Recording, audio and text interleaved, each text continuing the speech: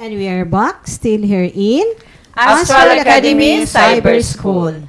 So Okay. mga learners, pakita ninyo karon sa inyong ibabaw sa inyong screen ang ikaduha nga attendance marker. Okay, Isulat that's ka na right. sa inyong learning materials para present kita sa ato ang live karong buntaga.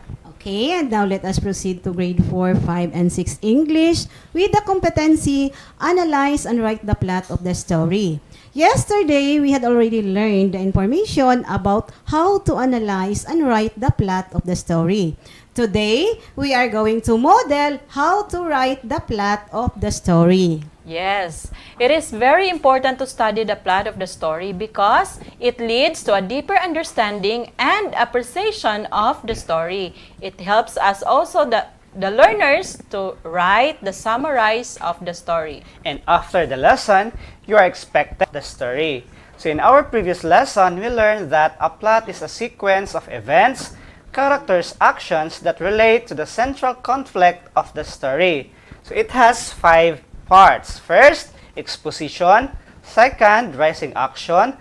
Third, climax. Fourth, falling action. And the fifth is the resolution. And now this time, let us read the story of Androcles. And let's analyze and write the plot of the story. Okay. Learners, remember, the plot begins with the exposition.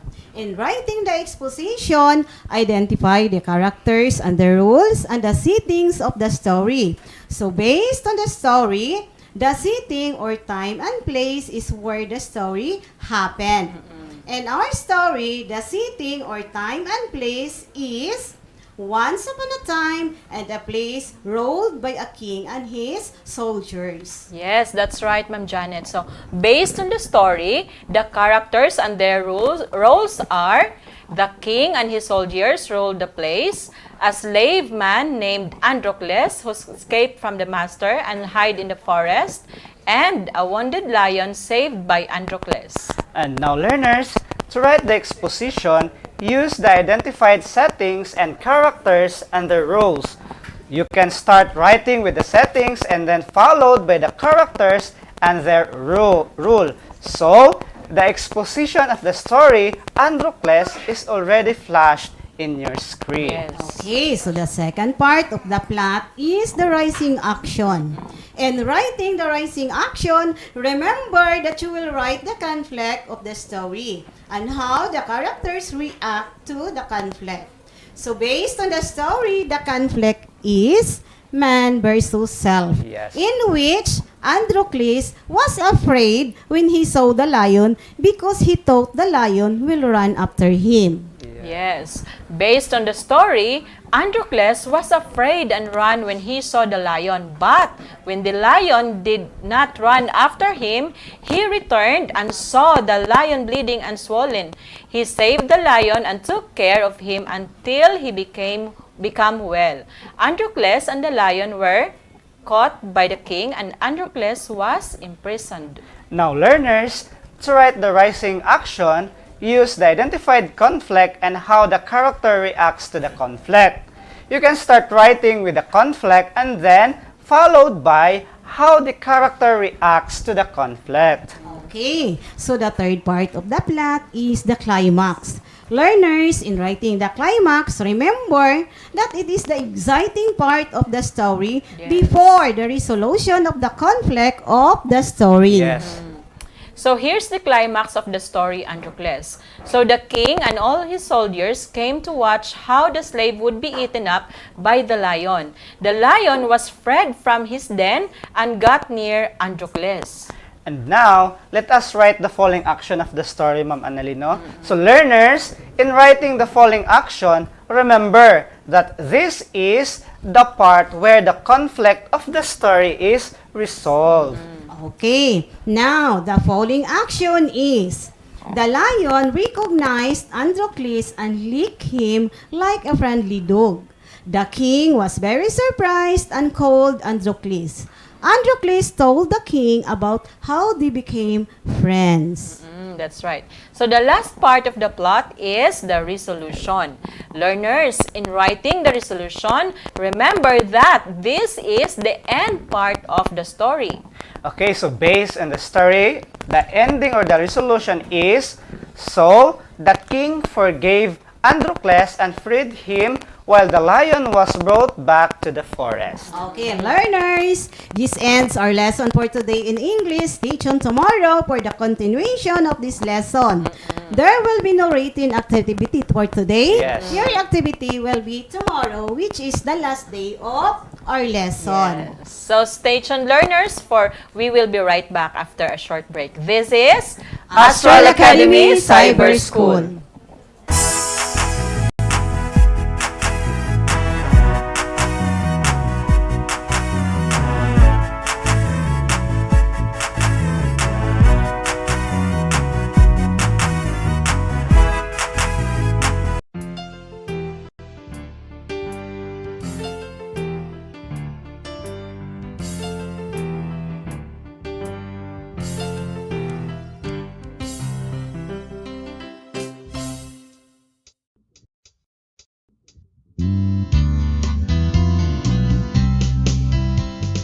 This is the way we speak. This is the way we read. This is the way we write. This is the English way. This is the way we speak. This is the way we read. This is the way we write. This is the English way. Learn to speak and write of the language of the world. Learn to understand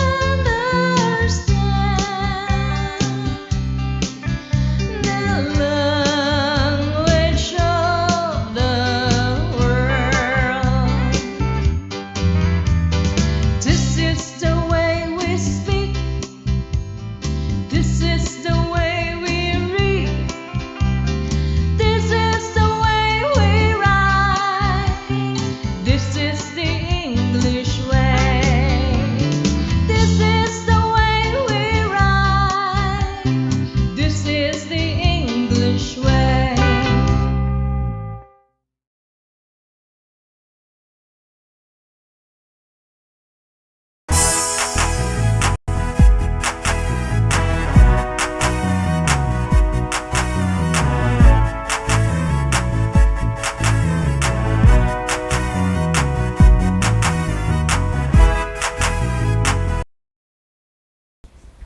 We are back still here in Astral Academy Cyber School. Okay, so pag-uusapan naman natin sa Pilipino, ang nagagamit ng wasto ang pang-angkop na NG, G at na sa pangungusap. Okay, bakit mahalagang pag-aralan natin ito, Sir Reynan, Ma'am Janet? Okay, so mahalaga na pag-aralan natin ang araling ito upang matutunan natin ang wastong paggamit ng pang-angkop sa pag-uugnay ng mga salita upang makabuo ng mga pangungusap. At mula sa pangungusap ay makabuo ng mga talata at komposisyon. Okay, so pagkatapos ng aralin ay inyong magagamit ang mga pang-angkop na NG, G at na sa pangungusap. Pero bago natin simulan ang ating bagong leksyon, pag-aralan muna natin kung paano sumulat ng pangungusap. Okay, so Ma'am Annalino, ang pangungusap ay binubuo ng simuno at panaguri. Ang simuno ang pinag-uusapan sa pangungusap. Ito ay ang mga pangalan at panghalip na panao. Halimbawa, simuno, Rose at Zian. Panghalip na panao, ako at siya. Okay, so ang panaguri ay mga salita o grupo ng mga salita na siyang nagkukwento, naglalarawan o nagpapaliwanag tungkol sa simuno. Halimbawa, ay mapagmahal na ina, ay maruming damit, ay naglalakad sa daang makitid. Tingnan naman natin ang pagsulat ng pangungusap. Gagamitin natin ang simuno at panaguri. Yes. Sa pangungusap na, si Rose ay mapagmahal na ina. Sa halimbawang pangungusap na ito, ang ating simuno ay si Rose. Si Rose ang simuno dahil siya ang pinag-uusapan sa pangungusap at si Rose din ay isang pangalan ng tao. Okay, that's right, Ma'am Annalyn. Ang panaguri naman sa halimbawang pangungusap ay mapagmahal na ina. Dahil ang grupo ng mga salitang ito ang siyang nagkukwento, naglalarawan o nagpapaliwanag tungkol sa simuno na si Rose. Okay, tama. Tingnan naman natin ang ikalawang halimbawa na si Zian ay may maruming damit. Sa halimbawang pangungusap na ito, ang ating simuno ay si Zian. Si Zian ay isang pangalan ng tao. Ito ay simuno dahil ito ay pinag-uusapan sa pangungusap. Yes. Tama. Ang panaguri naman sa halimbawang pangungusap ay may maruming damit. Dahil ang grupo ng mga salitang ito ang siyang nagkukwento, naglalarawan o nagpapaliwanag tungkol sa simuno na si Zian. Tama. Ngayon, tingnan naman natin ang ikatlong halimbawa. Siya ay naglalakad sa daang makitid. Sa halimbawang pangungusap na ito, ang ating simuno ay siya. Siya ang simuno dahil ito ang pinag-uusapan sa pangungusap at ito ay isang panghalip na panao. Okay, tama, Teacher Rinan. Ngayon ay pumunta naman tayo sa ating impormasyon na makikita rin sa inyong SLM. Mga bata, ang pang-angkop ay mga katagang ginagamit para pag-ugnayin ang salitang panuring o naglalarawan at salitang tinuturingan o inilalarawan. Tama, Ma'am Annalyn. May tatlong uri ng pang-angkop. Ito ay ang na, ng, at G.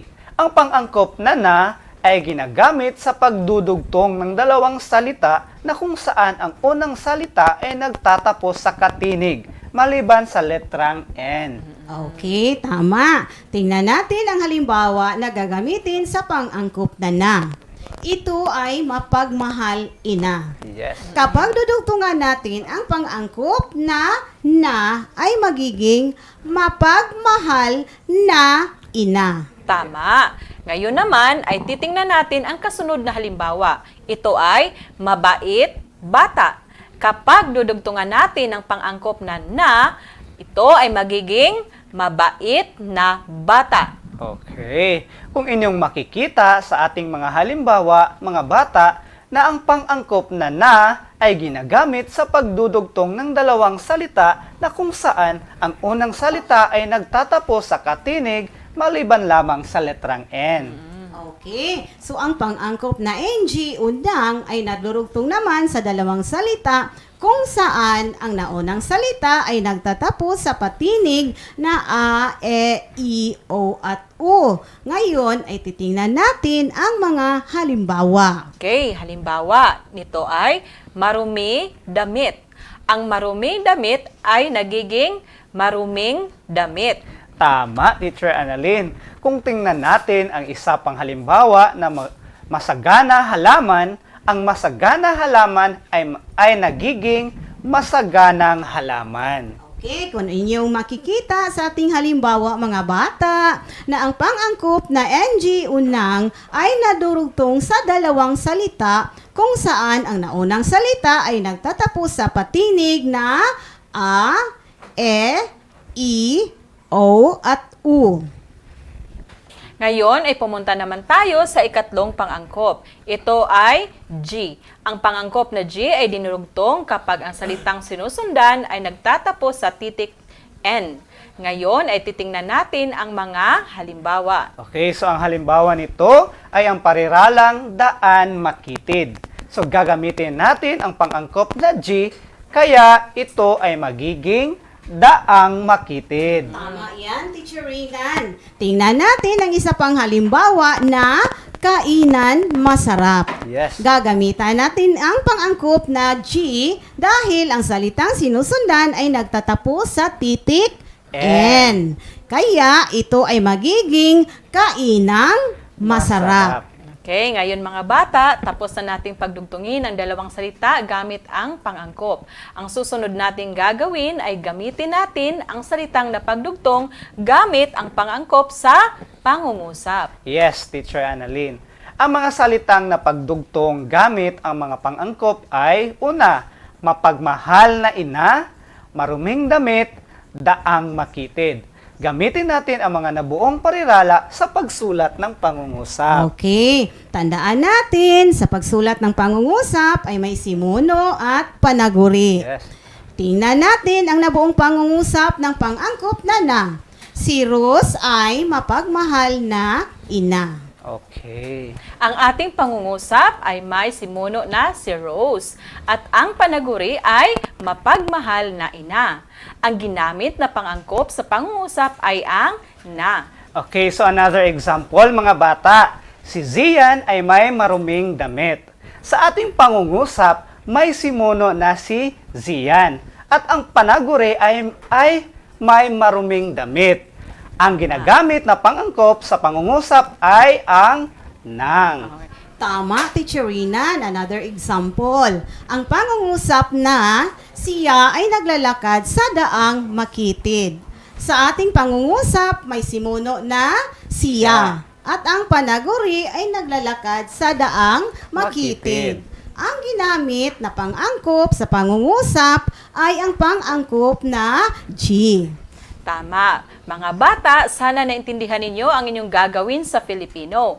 Dahil sa drill 1 or first formative assessment, ang gagamitin ninyo ang wastong pangangkop upang maiugnay ang salitang panuring sa salitang tinuturingan nito. Yes. Isulat ang inyong sagot sa patlang. Para naman sa drill 2 or collaborative learning, sumulat ng 5 pangungusap gamit ang mga salitang may pangangkop sa unang gawain. At sa drill 3 or independent learning ay gamitin ang wastong pangangkop upang maiugnay ang salitang panuring sa salitang tinuturingan ito. Isulat lamang ang sagot sa patlang. Okay, so more topics will be discussed after a short break. This is Astral Academy Cyber School.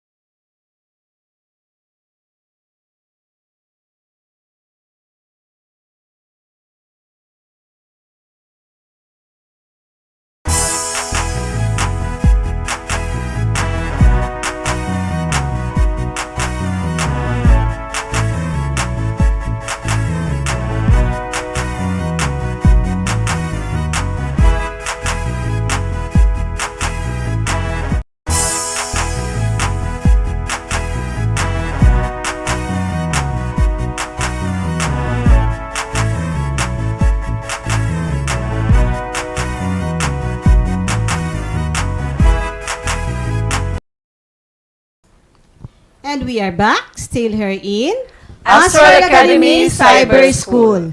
Now, let us proceed to grade 5 mathematics.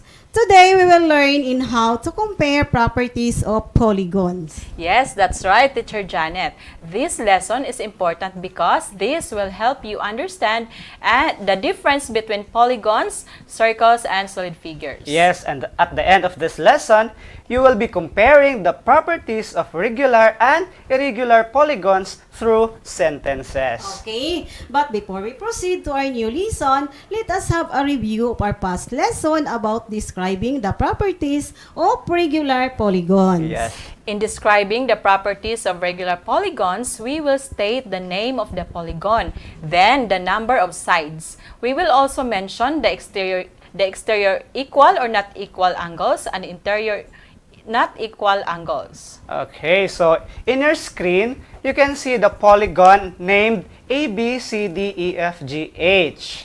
Okay, yes, Teacher Rinan. The polygon that you can see in your screen and also in your learning materials has 8 sides. Yes. Therefore, it is called an octagon. Yes. An octagon has 8 sides and 8 angles. All sides of the octagon are equal. Equals. All angles inside or the interior angles of the octagon measures 135 degrees.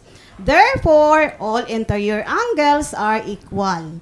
The exterior angles or angles outside the polygon measures 45 degrees. All exterior angles are equal. An octagon that has 8 equal sides and angles is called regular octagon. Regular octagon is a regular polygon. Yes, that's right. Now, let us describe polygon A, B, C, D, E, F, G, H based from the given data. So, the description will be polygon A, B, C, D, E, F, G, H is an octagon. It has 8 equal sides. It has also 8 equal exterior and 8 equal interior angles. Okay, so the description above is an example of describing a Yes. regular polygon. Now, let us study the information about polygons. Okay. So, a polygon is a closed plane figure made up of several line segments that are joined. A regular polygon is a polygon whose all sides and angles are equal. That's right, Teacher Rinan. Polygon is considered regular if it has the following properties. Yes. 1. All sides are equal. Yes. 2. All interior angles are equal. 3. All exterior angles are equal.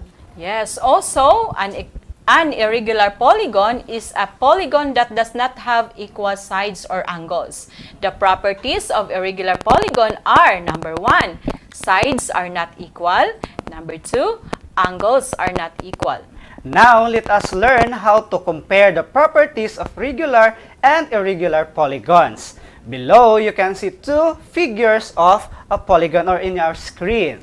Okay, so the 2 polygons are C, D, E, F, G, H, I, J. And the polygon Q, R, S, T, U, V, W, and X. Polygon C, D, E, F, G, H, I, G has 8 sides. Yes. It is an octagon. All right. sides and angles of the octagon are equal. Therefore, it is a regular octagon. Yes. Okay, now let us learn how to write sentences that compare a regular polygon to an irregular polygon. But the question is, how are we going to write the sentences that compare a regular polygon and an irregular polygon? Okay, so Ma'am Annalyn, in writing sentences that compare a regular polygon to an irregular polygon, we are going to follow these steps. What is the first step, Ma'am Janet? Okay, so the first step in writing sentences that compare a regular polygon to an irregular polygon is describe the regular polygon. Yes. In describing the regular polygon, state first the name of the polygon, then identify the number of sides and angles and tell whether they are equal or not. So, our first sentence is, polygon CDEFGHIJ is a regular octagon that has 8 equal sides and 8 equal angles. Okay, you're right, Teacher Annalyn. Now, the second step in comparing a regular polygon to an irregular polygon is describe the irregular polygon. Yes, Teacher Rinan. And describing the irregular polygon, state first the name of the polygon, Yes. then identify the number of sides and angles and tell whether they are equal or not. Yes. Okay, So, our second sentence will be polygon QRSTUVWX is an irregular Yes. octagon having 8 not equal sides and 8 not equal angles. Yes, exactly, Teacher Janet. Let us have the third step. Connect the two descriptive sentences using the connector however. In comparing the properties of regular and irregular polygons, connect the two descriptive sentences, then use however to connect the opposite ideas. Remember to put a comma after the word however to give contrast between two ideas. yes, so let us compare regular and irregular polygons based on the description